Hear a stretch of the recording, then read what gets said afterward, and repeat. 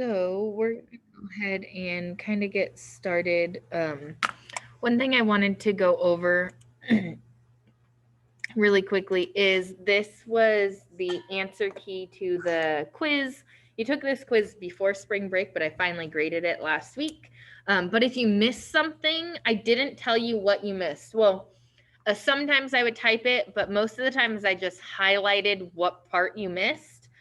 It was kind of hard to give the feedback, and so I just decided we'd go over it this way. If you did not take this quiz and you're like, oh, I'm going to go take it now, you're not going to. You can take it, but I will give you something different that is not these problems.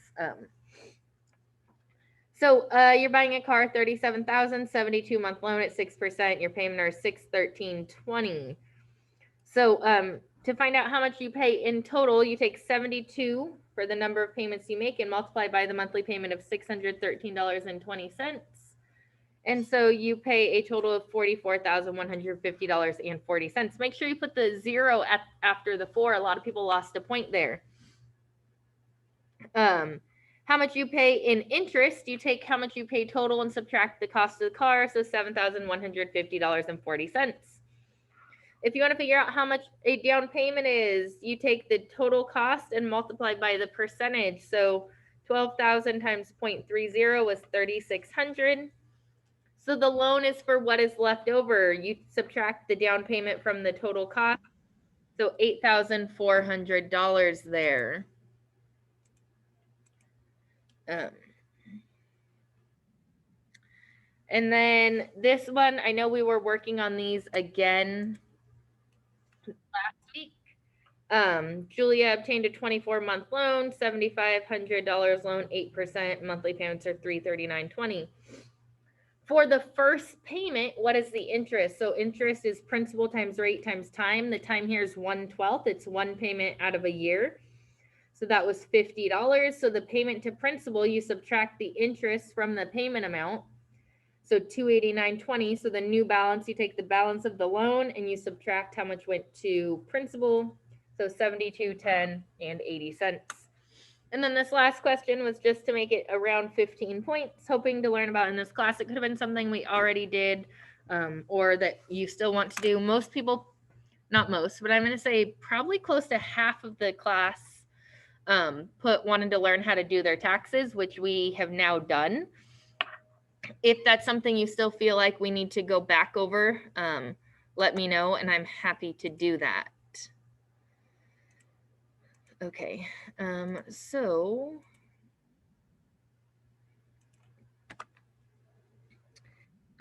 this is where we are.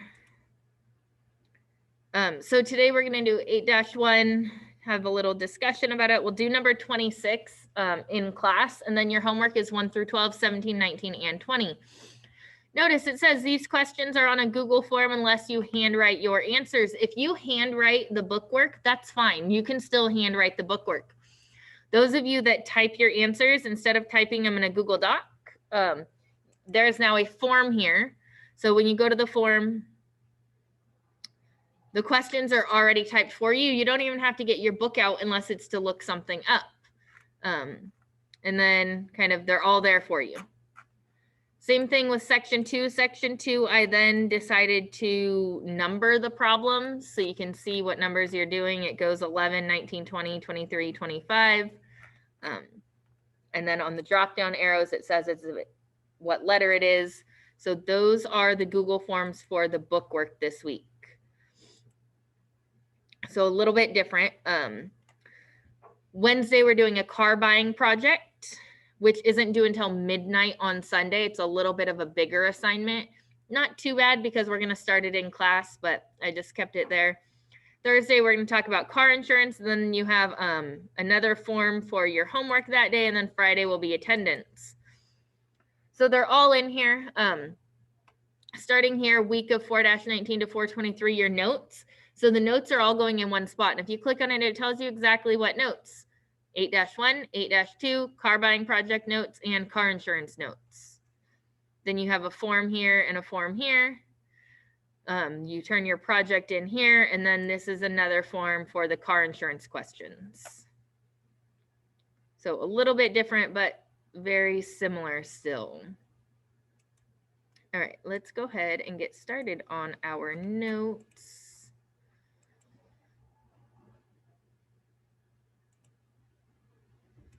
Okay, so chapter 8 is preserving your credit. So today we're going to look at section number 1, which is identifying financial issues.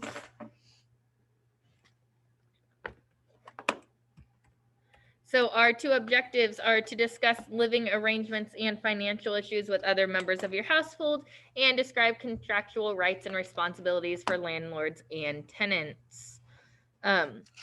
So if you think about kind of where you plan on living after high school, do you plan on moving out? Are you going to live with your parents? Are you going to, if you're going to a college, are you going to live in the dorms?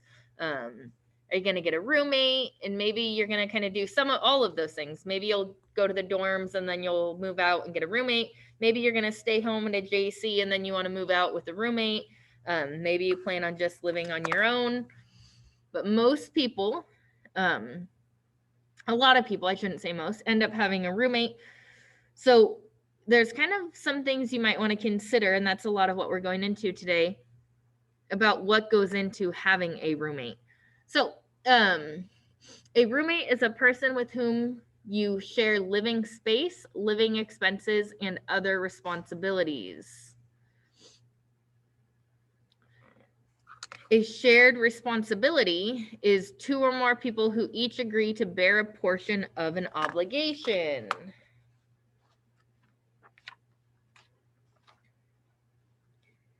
And living habits are your daily routine or the way you choose to live your life.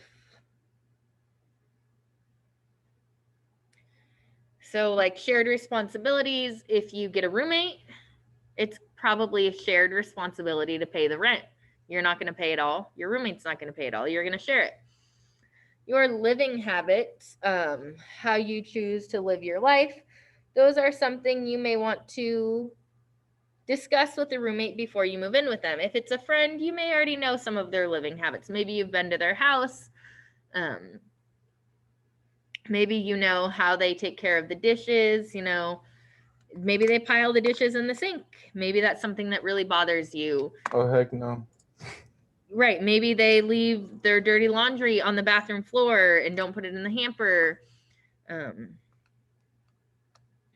Living habits, just different people's different style. Maybe they don't make paying their bills on time a priority. And if the rent's in your name, that's something that can be a little bit scary, because if you're both not on the contract, even if you both are on the contract and they don't pay the rent on time, you're going to get screwed. So there can be a lot that goes into those living habits. So financial issues, moving costs, those can be time and money that are spent packing, loading, transporting, unloading, and unpacking. So you can hire professional movers, which can be great. It can be expensive. So a lot of people, especially just starting out, will do it yourself. Where if you hire movers, there's different levels you can hire. You can hire movers, and you can hire people to pack stuff for you and unpack stuff for you if you prefer. Where if you do it yourself, it's probably going to take a lot more time, and you might need to recruit some friends to help you. And then deposits and fees are typically required by a landlord. A security deposit is a refundable amount paid to cover damages to the property caused by a tenant. So you can get that security deposit back at the end when you're moving out, pending you haven't damaged the property at all. And that's not normal. Wear and tear will happen. But if there are things that need to be repaired within the house or apartment, wherever you're living, they're going to repair it out of that money.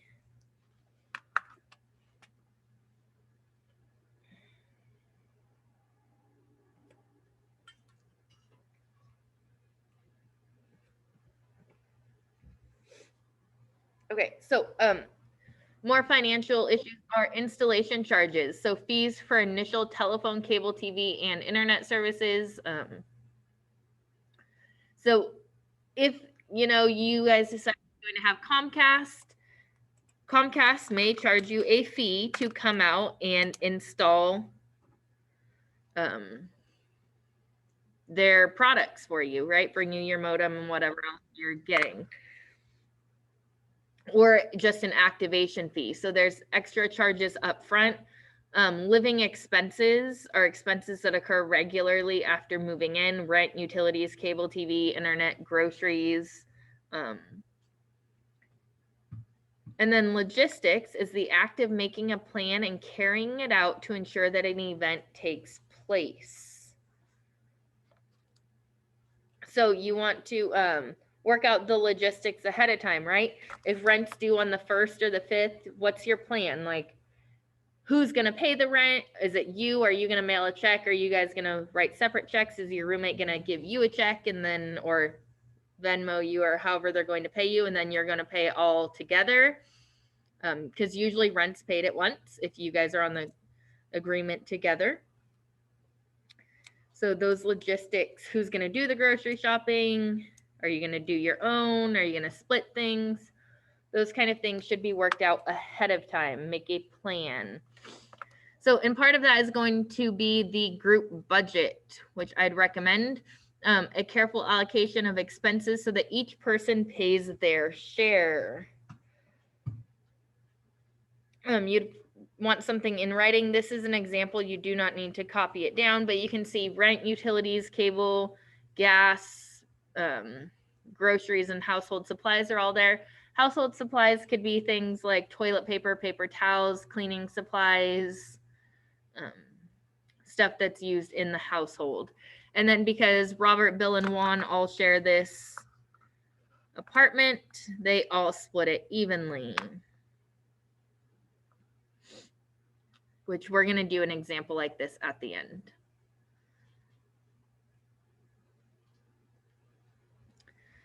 All right, so you decide who you're going to live with, you talk about all those things, and then kind of the legalities behind it. What are your contractual rights and duties?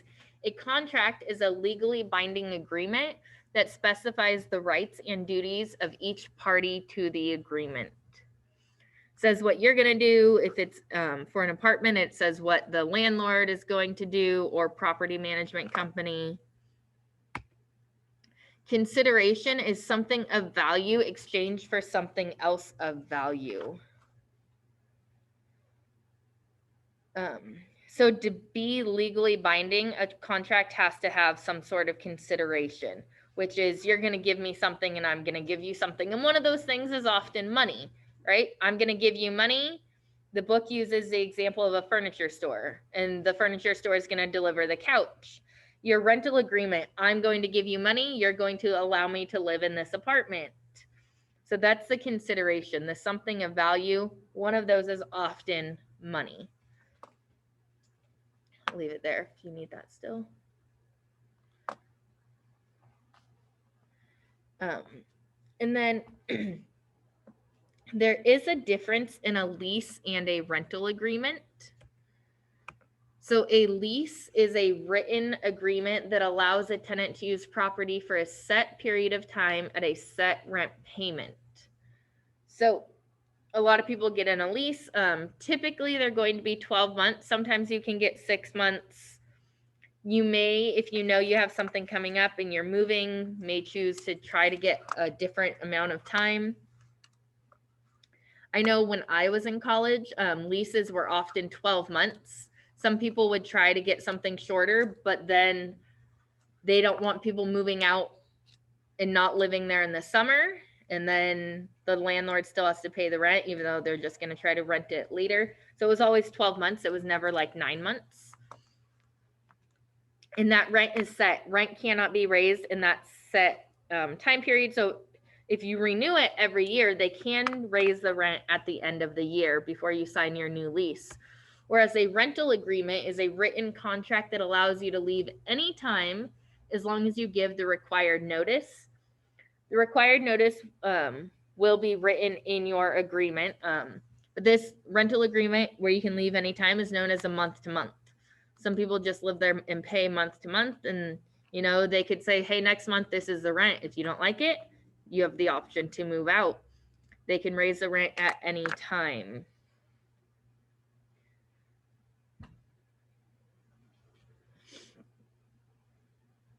So again, a lease is that set period of time, set payment.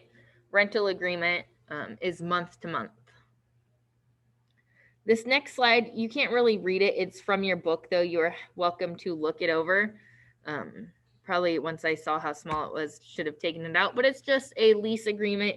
You can see there's a lot of like small print on there that you would want to read through, especially if it's your first time. You want to know what you're signing up for. So your tenant rights. If you are renting a house or an apartment, you have rights. You are a tenant. So you have the right to possess and enjoy the rented property. You have the right to come and go as you please. They are not your parents. They are your landlords. They can't tell you when you can come in and out. And you are allowed to have guests over. That is not something that can be, you have that right. You have the right to use the property as a residence. So to live there. And if it's an apartment, you have the right to common areas, hallways, lawns, swimming pools, meeting rooms, gyms, barbecue areas, laundry areas. So you have the right to access those areas. So those are some of your rights. However, you also have some responsibilities that come along with having these privileges or rights.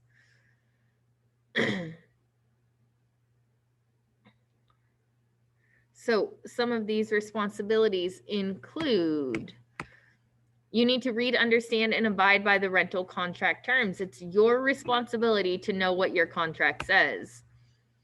It's your responsibility to use the rental unit for its intended purpose. If you plan to live there, that's probably what it says. If you plan to run a business out of that rented space, you need to let your landlord know. It is your responsibility to take proper care of the property. So that includes the recreational facilities and laundry room if that is applicable to where you live. And it is your responsibility to report needed repairs in a timely manner and give access to the unit to make repairs or perform maintenance. So if you say, this is something broken, my faucet is leaking, whatever, water heater went out, you need to let them know. And then you also need to give them access. You can't then say, oh no, you can't come in to fix it.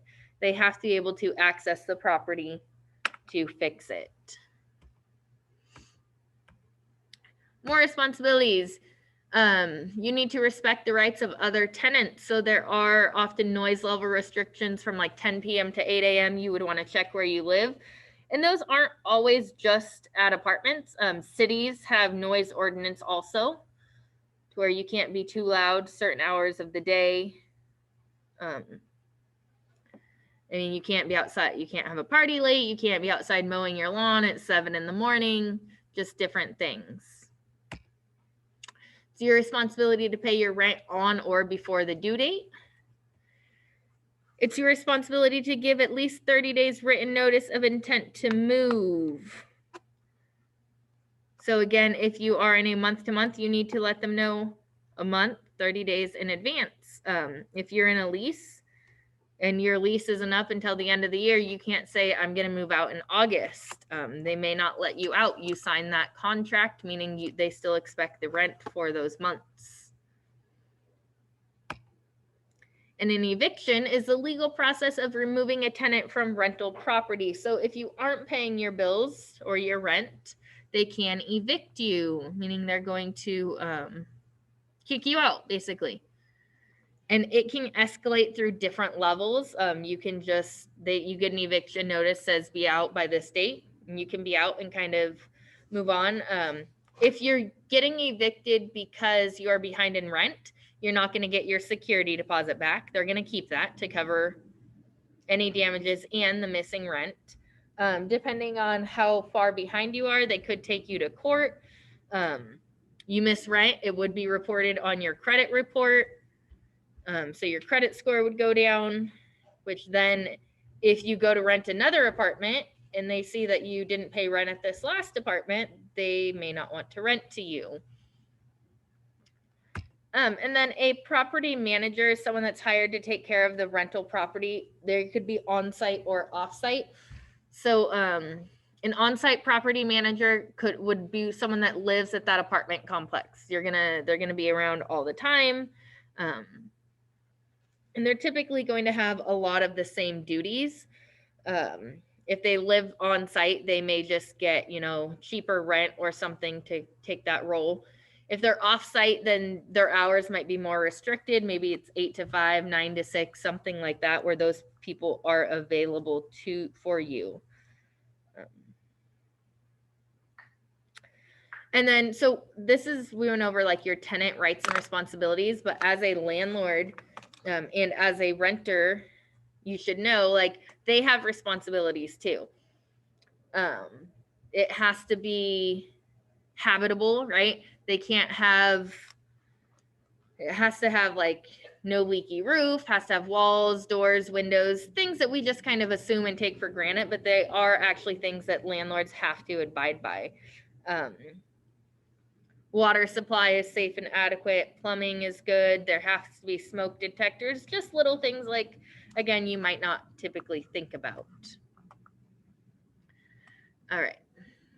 Questions on that part? So,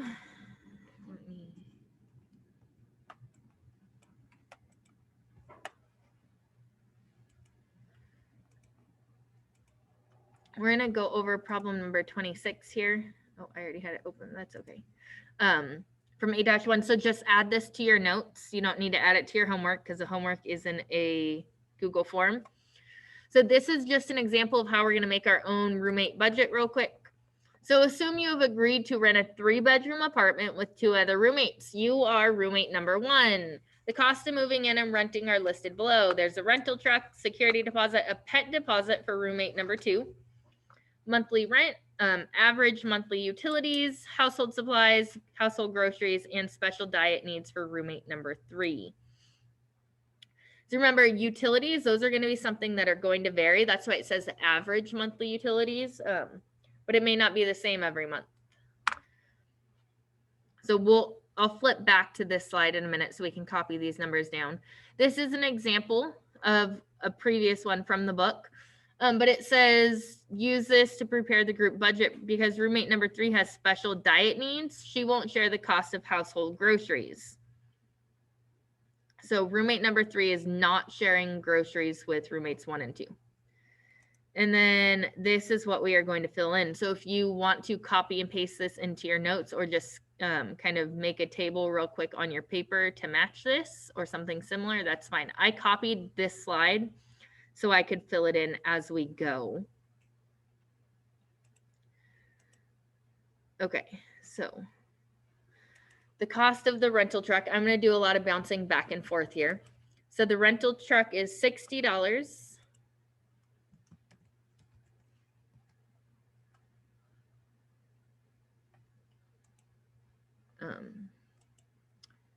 The security deposit is $300. The pet deposit for roommate number 2 is $200. Rent was $900. Utilities are $99. Household supplies are $60.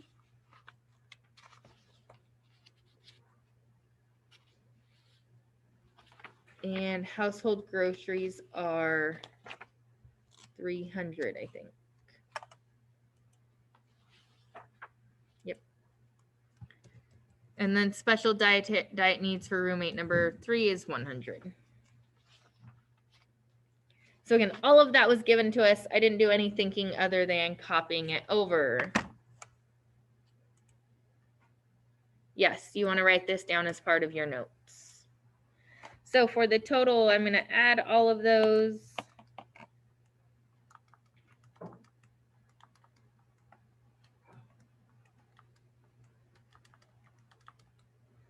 So $2,019 is the total for everything for the month. So if there are 3 roommates, the 3 of you would split the rental truck. $60 divided by 3 is going to be $20 each.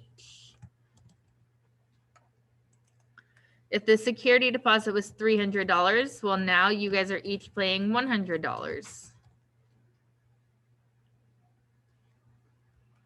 Pet deposit for roommate number 2. Well, roommate number 2 should be the only one paying for that pet deposit.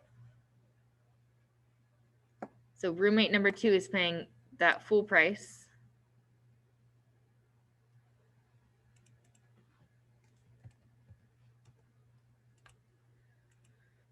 Rent is $900 divided by 3 is $300 each. Something when you are getting roommates and to think about, is everyone going to pay the same price? What if somebody has the master bedroom that has their own bathroom? Should that person pay more in rent?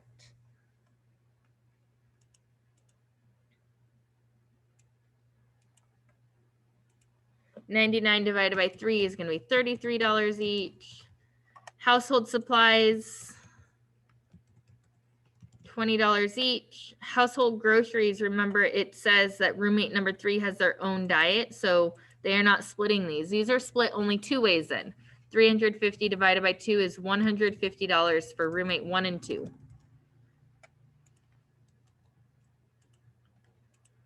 I'm putting dashes in those ones that are blank, just so you don't think I forgot about them. And then roommate number 3 has their own diet, so they buy their own groceries. So we just find the total for each of these. So roommate number 1 is going to pay $623. Roommate number 2 should be the exact same, except they have this pet deposit of $200, so that becomes $823. And then roommate number 3 is $573. And we should confirm that these 3 down here, $623 and $823 and $573, have a sum of $2,019.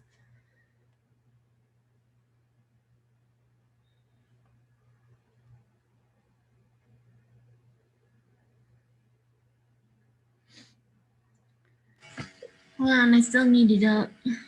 Something like this, if you are getting roommates, may be useful to have, and maybe even post in a common area, along with some of the logistics worked out, like, you know, who's paying the utilities, and then are you going to send me the money, or the utilities in my name, are they in your name? And then part B says, okay, assume roommate number 3 moves out. We're going to revise this budget. So now you and roommate number 2 are going to move into the apartment, a 2-bedroom apartment on the same premises. So rent's going to now be $650 per month. There's no moving costs because you're at the same property. You're just going to carry your stuff over. The security deposit remains the same at $300, but you must return roommate number 3 share from the first apartment. So roommate number 3 is moving out. Now it's just roommate 1 and number 2. So there is no rental truck. That cost is now 0 or gone. Security deposit, it's still $300 plus you have to pay back the $100 to your other roommate, right? So they paid $100 before. You have to give them that $100 back. Roommate number 2 is still paying $200. If that security deposit was $400, then you're both paying $200. Only roommate number 2 pays for the pet deposit. Monthly rent is $650 according to the directions up here. So $650 divided by 2 is $325. Utilities are still $99. That's what you're going to average them as. And they may end up going down because, right, you're using less water for ones that are variable, but things like your internet, that's not going to change because somebody moved out. So now you're paying $49.50 each. Oops, wrong box.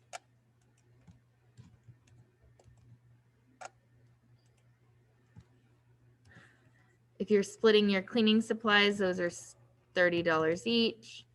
And groceries are still 300. So you're both paying 150.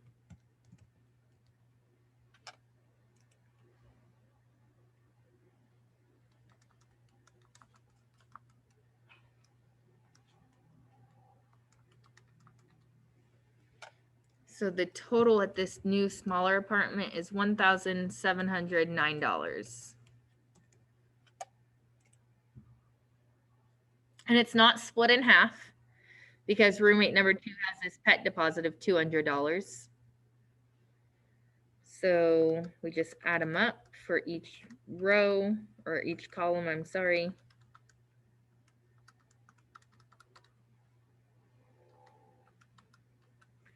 So roommate number 1 pays $754.50. Again, when you type it into your calculator, they're not going to put that second zero. Make sure you type that second zero in there, or the second decimal place, I mean. Get the sum for roommate number 2, and then that is it on this. Just something, again, kind of hopefully gets you to think about all those things you have to split with your roommates. And maybe you do groceries on your own. Maybe you split them. Those are the logistics you would work out ahead of time.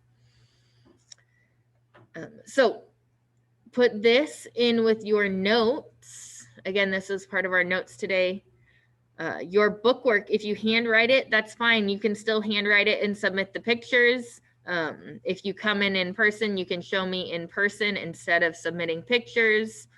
And if you type your answers, just go ahead and do it on that Google form. These are all due on Friday, except for the project that we'll go over on Wednesday. One thing I also want to say, several people have been like asking for extensions or saying like, I can't get all this in on time on Friday because this came up. And I get it. Life happens, something comes up.